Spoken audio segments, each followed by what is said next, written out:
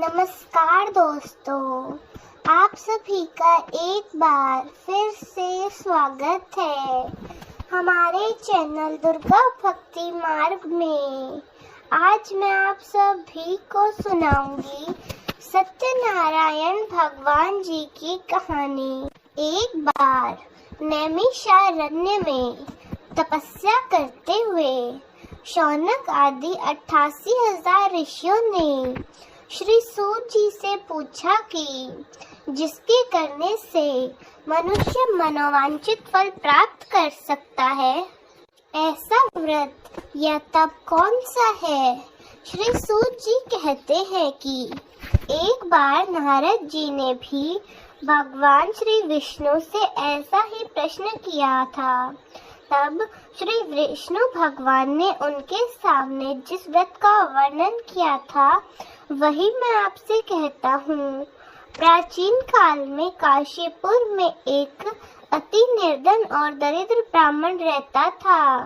वह भूख प्यास से व्याकुल हो भटकता फिरता। एक दिन उसकी दशा से व्यथित होकर भगवान विष्णु ने बूढ़े ब्राह्मण के रूप में प्रकट होकर उस ब्राह्मण को सत्यनारायण भगवान व्रत का विस्तार पूर्वक विधान बतलाया और अंतर ध्यान हो गए। ब्राह्मण अपने मन में श्री सत्यनारायण व्रत को करने का निश्चय करके घर लौट आया और इससे चिंता में इसे रात भर नींद नहीं आई। सवेरा होते ही वह ब्राह्मण भगवान के व्रत का संकल्प करके भिक्षा मांगने चला गया। उस दिन उसे थोड़े ही परिश्रम में प्रतिबंधित में प्राप्त हुआ और सायंकाल घर पहुंचकर उसने बड़ी श्रद्धा के साथ श्री सत्यनारायण भगवान का विधि पूर्वक पूजन किया। भगवान सत्यदेव की कृपा से थोड़े ही दिनों में वह महान हो गया। अब वह जब तक जीवित रहे तब तक हर महीने श्री सत्यनारायण भगवान का व्रत और पूजन करता रहा और विष्णु लोक को प्राप्त हुआ। तो सूत जी पुनः बोले, एक दिन वह ब्राह्मण अपने बंधु बांधवों के साथ बैठकर ध्यान मग्न होकर श्री सत्यनारायण जी की कथा सुन रहे थे। तभी भूख प्यास से व्याकुल एक लकड़हारा वहां जा पहुंचा। वह भी प्यास से व्याकुल कथा सुनने को बैठ गया और वह प्रसाद ग्रहण करने लगा। और फिर उसने ब्राह्मण से इस कथा के बारे में पूछा और ब्राह्मण ने बताया कि यह सत्यनारायण भगवान का व्रत है। यह व्रत मनोवांछित फल देने वाला है। इस व्रत के प्रभाव से मुझे यह सब वैभव प्राप्त हुआ है। यह सुनकर वह बहुत खुश हुआ और मन में ही श्री सत्यनारायण भगवान का व्रत और पूजन करने का निश्चय करता हुआ लकड़ी बेचने के लिए बाजार की ओर चल पड़ा। लकड़हारे को लकड़ी का दुगना दाम मिला। उन्हें पैसों से नियुक्त उसने केले, दूध, दही आदि सभी को पूजन की सामग्री खरीद ली और घर चला गया। घर पहुंचकर उसने अपने परिवार और पड़ोसियों को बुलाकर विधि पूर्वक भगवान सत्यनारायण का व्रत पूजन बड़ी श्रद्धा से किया। थोड़े ही समय में वह धन संपन्न हो गया। सूत जी फिर बोले, प्राचीन काल में एक राजा था। उसका नाम उल्कामुख था। वे और उसकी रानी बड़े ही धर्मिष्ठ थे। एक दिन राजा रानी भद्रशिला नदी के किनारे भगवान सत्यनारायण की कथा सुन रहे थे कि एक बनिया भी वहां आ पहुंचा। उसने रत्नों से भरी अपनी नौका को एक किनारे पर लगाया और स्वयं भी पूजा की जगह पर बैठ गया। वहाँ का चमत्कार देख उसने इसके बारे में राजा से पूछा। राजा ने बताया कि हम भगवान विष्णु यानी भगवान सत्यनारायण का पूजन कर रहे हैं। यह सभी मनोकामनाएं पूर्ण करने वाला व्रत है। राजा के वचन सुन और प्रसाद ग्रहण कर बनिया अपने घर चला गया। घर पहुंचकर उसने अपनी पत्नी को व्रत के बारे में बताया और संकल्प किया कि मैं भी संतान होने पर यह व्रत अवश्य करूंगा। उसकी पत्नी का नाम लीलावती था। सत्यदेव की कृपा से लीलावती कुछ ही दिनों में गर्भवती हो गई। 9वें महीने पूरे होने पर उसने एक कन्या को जन्म दिया। उसका नाम कलावती रखा गया। चंद्रमाओं की कला के समान उसकी नीति बढ़ने लगी। एक दिन लीलावती ने अपने पति को सत्यदेव का व्रत करने की बात याद दिलाई। उसने कहा कि मैं ये व्रत अपनी कन्या के विवाह के समय करूंगा और अपने कारोबार में लग गया। कन्या विवाह योग्य हुई तो उसने अपनी कन्या के लिए रिश्ता ढूंढना शुरू कर दिया। फिर उसने कंचन नगर के एक सुंदर सुशील कुमार के साथ उसका विवाह कर दिया। फिर भी उस बनिए ने सत्यनारायण भगवान का व्रत नहीं किया। इससे श्री सत्यनारायण भगवान अप्रसन्न हो गए। कुछ दिनों बाद बनिया अपने दामाद को साथ लेकर समुद्र के किनारे रघु चौकपुर में व्यापार करने लगा।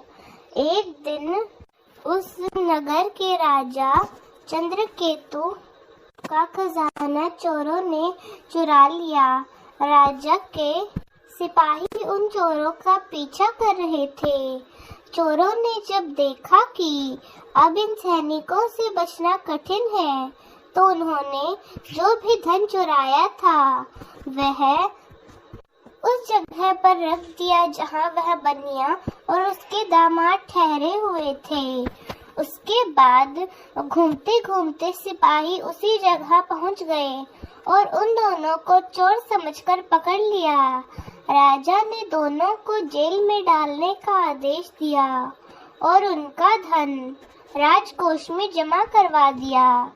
सत्यदेव के कोप से लीलावती और कलावती भी बड़े दुख से जीवन व्यतीत कर रही थी। कलावती भूख प्यास से व्याकुल होकर एक मंदिर में चली गई। वहां पर भगवान सत्यनारायण की कथा हो रही थी। उसने कथा सुनी, प्रसाद ग्रहण किया और रात होने पर घर पहुंची। माँ ने देरी का कारण पूछा तो उसने कहा कि माँ, मैंने मंदिर में सत्यनारायण भगवान का व्रत होते देखा है। अब मैं भी इस व्रत को करूंगी। मैंने इस व्रत को करने का निश्चय किया है। उसके बाद उन्होंने अपने बंधु बांधवों को बुलाकर श्रद्धा पूर्वक कथा सुनी और विनम्र भाव से आर्तिक होकर प्रार्थना की कि मेरे पति ने संकल्प करके जो आपका व्रत नहीं किया, वो व्रत आज मैं करती हूँ। कृपा करके उनका अपराध क्षमा करो। लीलावती की प्रार्थना से प्रसन्न होकर उसी रात में सत्यनारायण भगवान ने राजा को स्वप्न में दर्शन देकर कहा कि प्रातःकाल उठते ही दोनों बनियों को जेल में से छोड़ देना और उन्हें उनका धन भी वापस लौटा देना, नहीं तो तुम्हारे पुत्र पौत्र समेत तुम्हारा सारा यश वैभव नष्ट हो जाएगा। इतना कहकर भगवान सत्यनारायण अंतर्ध्यान हो गए। राजा ने सवेरे होते ही दोनों बंधकों को मुक्त किया और जितना धन वे लाए थे उसका दुगना उन्हें लौटाया और बहुत सम्मान पूर्वक उन्हें विदा किया। दोनों का मन आनंदित हो गया। वे अपनी नौका लेकर अपने घर चल पड़े तो भगवान श्री सत्यनारायण सन्यासी के वेश में उनके समीप गए और बोले कि तुम्हारी नौका में क्या है? बनिए ने हंसते हुए कहा कि मेरी नौका में तो फूल पत्तों के अतिरिक्त कुछ भी नहीं है। उसके बाद सन्यासी वेशधारी भगवान ने कहा कि तुम्हारा वचन सत्य हो। सन्यासी के चले जाने पर बनिए ने देखा कि नौका तो हल्की हो गई है। उसे बड़ा कौतूहल हुआ और देखा कि उसकी नौका में तो फूल पत्ते थे, परंतु यह देखकर वह बेहोश हो गया। उसके बाद जब उसे होश आया तो उसका दामाद बोला कि ऐसे काम नहीं चलेगा, हमें उन बाबा के पास जाना चाहिए, यह उन्हीं की करामात से है, हमें चलकर उनसे प्रार्थना करनी चाहिए। अब वे दोनों बनिए स्वामी के पास पहुँचे और उनके चरणों में गिर पड़े और बार बार उनसे क्षमा मांगने लगे। उनकी मिन्नतें देखकर भगवान प्रसन्न होकर उन्हें इच्छित वरदान दिया और स्वयं भी उस जगह से अंतर्ध्यान हो गए। बनिए ने अपनी नौका के पास जाकर देखा तो वह धन रत्नों से भरपूर थी। तब उन्होंने सत्यदेव भगवान का पूजन किया और कथा सुनी और वे घर की ओर चल दिए। अपने नगर के समीप पहुंचकर लीलावती के पास अपने आने का समाचार दिया। लीलावती उस समय श्री सत्यनारायण भगवान की कथा सुन रही थी। उसने अपने पुत्री से कहा कि तुम्हारे पति और पिता आ गए हैं, मैं उनके स्वागत के लिए चलती हूँ। कलावती प्रसन्नता के कारण प्रसाद लेना भूल गई और तुरंत नदी के तट पर पहुँची। तो जैसे ही वह बनिया नौका से बाहर निकला, उसके दामाद समेत पूरी नौका डूब गई। यह देखकर कलावती छाती पीटकर रोने लगी और लीलावती भी दामाद शोक में विलाप करने लगी। कलावती भी अपने पति के खड़ाऊ लेकर सती बनने को उद्यत हुई। तभी आकाशवाणी हुई कि ये कन्या भगवान सत्यनारायण का प्रसाद छोड़कर पति से मिलने आई है। यदि वह प्रसाद लेकर फिर आएगी तो उसका पति जी उठेगा। यह सुन कलावती भी घर की ओर दौड़ी चली गई। उसके बाद वह श्रद्धा पूर्वक भगवान का प्रसाद लेकर नदी के किनारे पहुंची और देखती है कि उसके पति समेत नौका जल पर तैर रही है। ये देखकर वे सभी लोग बहुत प्रसन्न हुए और भगवान श्री सत्यनारायण का धन्यवाद करने लगे। उसके बाद घर पहुंचकर उन सभी लोगों ने बंधु बांधव सहित भगवान श्री सत्यनारायण का व्रत किया, कथा सुनी और प्रसाद ग्रहण किया और उसके बाद वे वैकुंठ को प्राप्त हुए। तो दोस्तों, कैसी लगी आपको हमारी आज की यह कथा? कमेंट्स में जरूर बताएं। धन्यवाद।